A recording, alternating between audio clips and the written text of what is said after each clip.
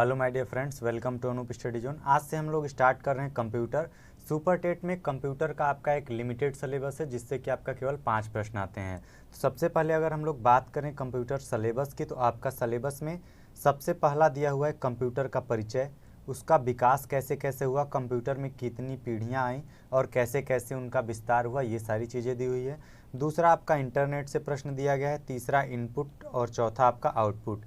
Basically input और output एक ही में पढ़ा जाता है, लेकिन हालांकि यहाँ पे दोनों अलग अलग दिया है। इसका मतलब है कि इनपुट और आउटपुट आपका इंपॉर्टेंट है, यहाँ से आपके प्रश्न बनेंगे। पांचवा है आपका कंप्यूटर शॉर्टकट की। शॉर्टकट की अगर आपको नहीं पता है, तो जैसे अगर आपको सिलेक्ट ऑल करना है तो आप माउस से जा करके सिलेक्ट करके वहाँ से करेंगे, लेकिन इस शॉर्टकट की क्या है, कंट्रोल+A आप कर देंगे। कंट्रोल+A करेंगे, पूरा सिलेक्ट हो जाएगा। कंट्रोल+C कॉपी हो जाएगा, कंट्रोल+V पेस्ट हो जाएगा। तो शॉर्टकट की से आपके काफ़ी प्रश्न बनते हैं।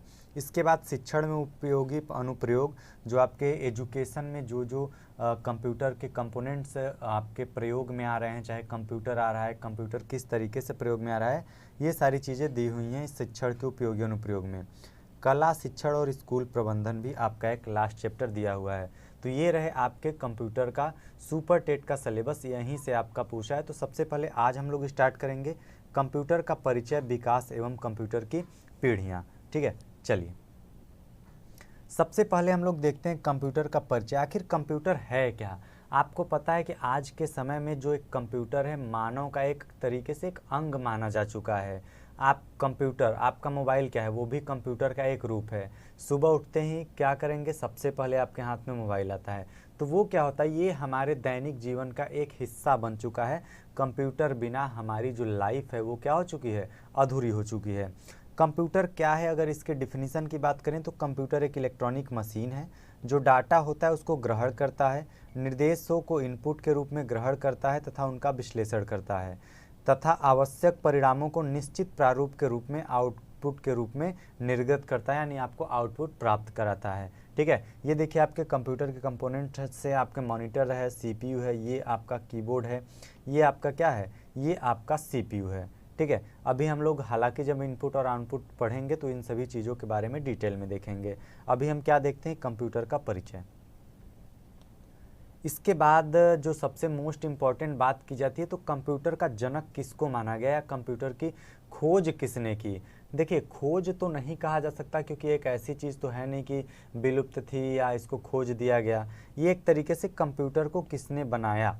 ठीक है, तो सबसे अच्छी तरीके से कंप्यूटर को, हालांकि ऐसा है नहीं कि चार्ल्स बैबेज ने सबसे पहले बनाया था, सबसे पहले बनाने वाले बहुत से लोग थे, लेकिन चार्ल्स बैबेज ने वो एक सटीक कंप्यूटर बनाया हुआ था जिसको मॉडिफाई करके कंप्यूटर बनाया जा सका। तो चार्ल्स बैबेज को कंप्यूटर के जनक के रूप में जाना जाता है। चार्ल्स बैबेज की जन्म जो हुई थी 26 दिसंबर 1791 को इनका जन्म हुआ था, और इनकी मृत्यु हो गई थी 18 अक्टूबर 1871 में। इनके एक आविष्कार इन्होंने किया था डिफरेंशियल इंजन का। इसी आविष्कार की वजह से इनको कंप्यूटर का जनक कहा गया। इसी डिफरेंशियल इंजन को मॉडिफाई करके एक कंप्यूटर बनाया गया है। ठीक है, चलिए इसके बाद है कंप्यूटर शब्द का अंग्रेजी अर्थ क्या होता है। जो कंप्यूटर हमारा शब्द है COMPUTER, इसका अंग्रेजी अर्थ क्या होता है। तो देखिए, सी का मतलब यहाँ पे आपको बताया गया है कैलकुलेशन। क्या बताया गया है, कैलकुलेशन यानी कि गणना करना। ओ से क्या है आपका ऑपरेटिव यानी कि क्रियाशील। एम से आपका मैकेनिक्स यानी कि यांत्रिक। पी से क्या है प्रोसेसिंग, यानी कि जो प्रक्रिया होती है वो आपका प्रोसेसिंग कहलाता है। यू से आपका यूजफुल यानी कि कितना उपयोगी है हमारे लिए। टी से आपका थ्रेशर हो गया, यानी कि शब्दकोश है इसके अंदर। एक्सटेंसिव यानी कि बहुत ज़्यादा विस्तृत है। और आर से क्या हो जाएगा, रिसर्च यानी कि शोध हो जाएगा। तो ये आपका कंप्यूटर शब्द का अंग्रेजी अर्थ है। ठीक है, चलिए इसके बाद हम लोग स्टार्ट करते हैं कुछ इंपॉर्टेंट फैक्ट से।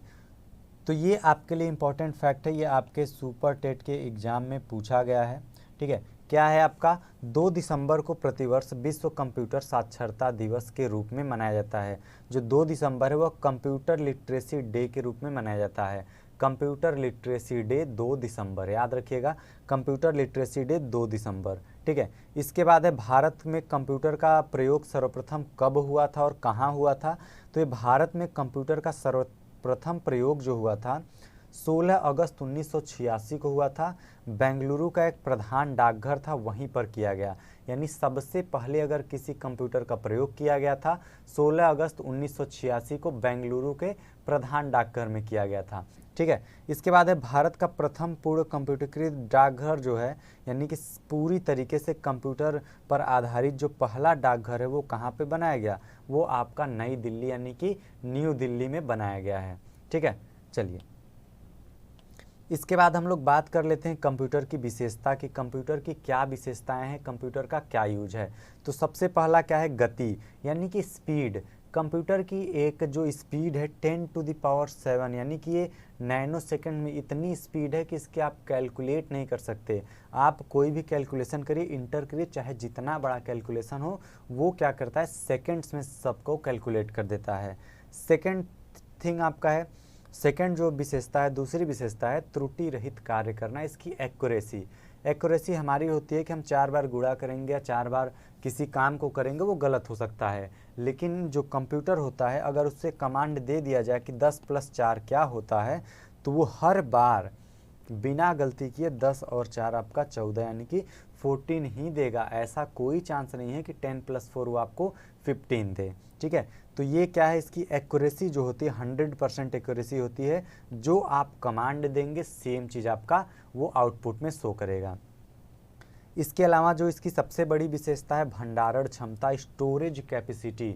इसकी स्टोरेज कैपेसिटी बहुत ज़्यादा होती है। आपको हम बता दें कि इसकी स्टोरेज कैपेसिटी अगर आप अंदाज़ा भी लगाना चाहें तो आपका एक लाइब्रेरी देख रहे हैं, पूरी लाइब्रेरी में जितनी बुक्स भरी होंगी, इसके एक छोटे से मेमोरी कार्ड में सारी की सारी लाइब्रेरी इसके अंदर आ सकती है। तो मतलब इसका इतना ज़्यादा स्टोरेज होता है और इतने छोटे से कंपोनेंट में कि ये बहुत ज़्यादा क्या होता है, हमारे लिए उपयोगी होता है। इसके बाद है बहुउद्देशीय वर्साटाइल, यानी कि ऐसा नहीं है कि कंप्यूटर का प्रयोग किसी एक पर्पज़ के लिए किया जा रहा है, शिक्षा में किया जा रहा है या फिर केवल बैंकों में किया जा रहा है। जो आपका कंप्यूटर है लगभग ये आपका हर क्षेत्र में उपयोग किया जा रहा है, चाहे वो टेक्नोलॉजी के क्षेत्र में आपका हो, इसके अलावा आपका बैंक हो, इसके स्कूल हो, कॉलेज हो, कोई भी दफ्तर हो, हर जगह पे कंप्यूटर का उपयोग है। इवन आपके घर पे भी कंप्यूटर का उपयोग है। ठीक है, तो ये क्या है, बहुत ज़्यादा बहुउद्देशीय है, इससे एक हज़ारों प्रकार के काम किए जा सकते हैं।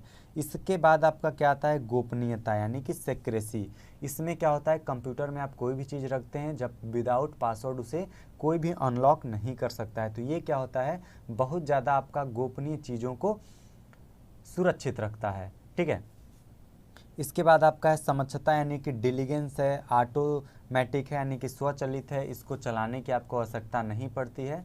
इन द सेंस कि आप कमांड दे करके छोड़ दीजिए, वो ऑटोमेटिक आपका वर्क करता रहेगा। जैसे आपको मूवी डाउनलोड करना है तो आप मूवी डाउनलोड लगा करके छोड़ दीजिए, वो मूवी आपका धीरे धीरे धीरे करके डाउनलोड होता रहेगा। ऐसा नहीं है कि आपको क्या करना पड़ेगा, बार बार उसे कुछ भी करना नहीं पड़ेगा। एक बार आपने कमांड दे दिया, जब तक आपका काम वो कंप्लीट नहीं हो जाएगा तब तक ये ऑटोमेटिक क्या करेगा, वो आपका प्रोसेस करता रहेगा। ठीक है, इसके बाद हम बात करते हैं कंप्यूटर की विशेषताएं तो बहुत हैं। कोई भी इस पृथ्वी पे अगर कोई भी चीज़ है तो अगर उसकी विशेषताएं हैं तो उसकी कुछ सीमाएं भी हैं, उसकी कुछ गलतियां भी हैं। ठीक है, तो ये सबसे पहले इसकी क्या है, बुद्धिहीन यानी कि नो माइंड। कंप्यूटर के पास अपना खुद का दिमाग नहीं होता है। आप जो कंप्यूटर को कमांड देंगे वही करेगा। जैसे कि आपको मान लीजिए पेज प्रिंट आउट निकालना है, आपको पता है कि आपको ज़रूरत कितने की है, 5 की है। ठीक है, लेकिन आपने क्या किया, गलती से 50 कमांड दे दिया, तो कंप्यूटर ये कभी नहीं सोचेगा कि आपको 5 ही की ज़रूरत है या फिर आप हमेशा 5 प्रिंट ही निकालते हैं, आज 50 क्यों निकाल रहे हैं। आप जो उसको कमांड देंगे वो कमांड के अनुसार डायरेक्टली आप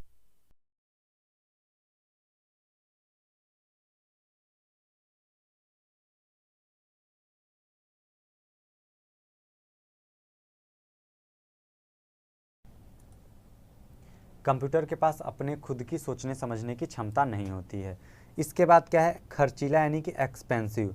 जाहिर सी बात है, अगर आप कोई ऐसी चीज़ का उपयोग करते हैं जो आपके बहुत काम आता है तो वो खर्चीला तो होगा ही।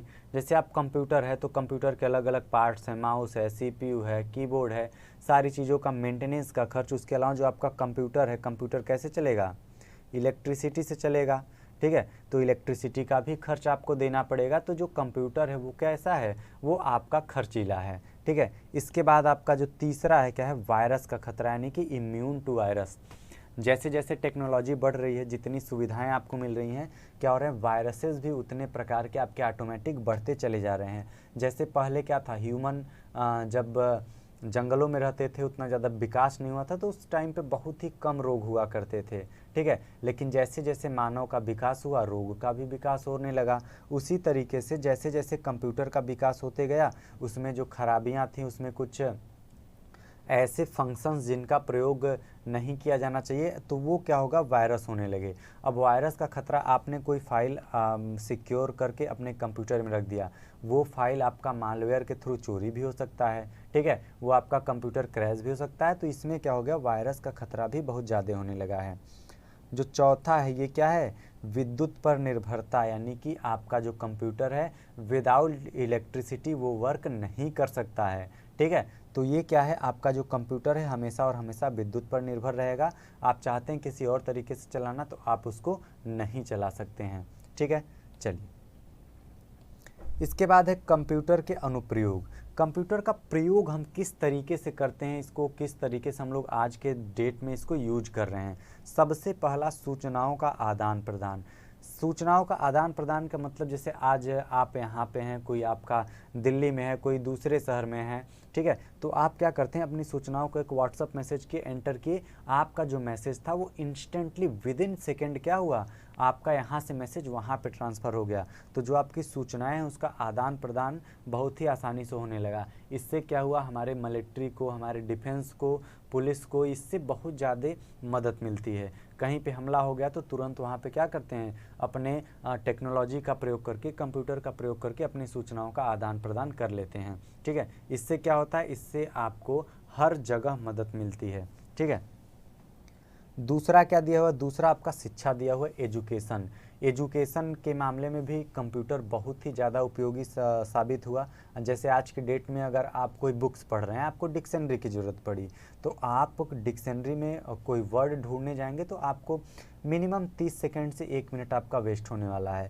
लेकिन अगर वहीं आप जो कंप्यूटरीकृत आपका डिक्शनरी है, कंप्यूटर से आप किसी भी वर्ड को सर्च मारेंगे तो कंप्यूटर वो वर्ड से रिलेटेड तो आपको मीनिंग देगा ही, उसके साथ साथ आपको सजेशंस भी दे देगा। इससे क्या होगा, इससे आपको और अच्छी तरीके से समझ में आएगा। उसके अलावा शिक्षा में आपका ऑनलाइन क्लासेस, तो शिक्षा में इसका जो महत्व है बहुत ज़्यादा बढ़ गया।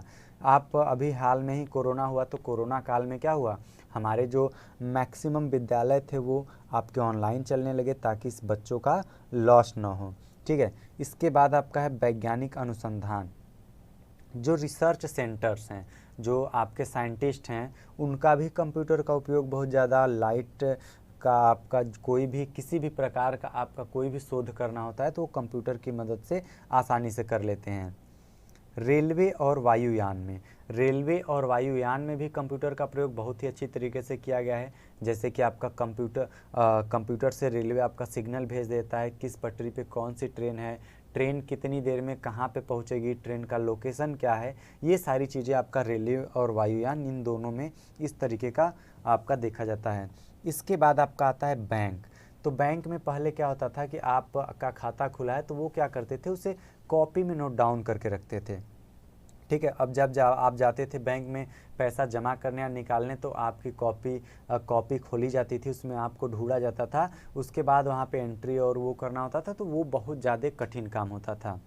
लेकिन आज के डेट में क्या है, बैंक में कंप्यूटर का प्रयोग करके आपका एक निर्धारित अकाउंट नंबर दे दिया गया है, यूनिक अकाउंट नंबर, जो केवल आपका हो सकता है। अकाउंट नंबर एंटर करते ही आपकी सारी डिटेल्स खुल के आ जाएंगी, और वहां से आप क्या करेंगे, वहां से आप आसानी से पैसे को जमा कर सकते हैं, निकाल सकते हैं। आज के डेट में तो ऑनलाइन ट्रांजेक्शन्स इतने ज़्यादा हो गए हैं, आप ऑनलाइन पैसे अपने घर से बैठे दूसरे को भेज सकते हैं, दूसरे से पैसे का यहाँ आप अपने यहाँ मंगा सकते हैं, शॉपिंग कर सकते हैं घर से। तो ये बहुत ज़्यादा बैंक के भी क्षेत्र में इसका प्रयोग हुआ है।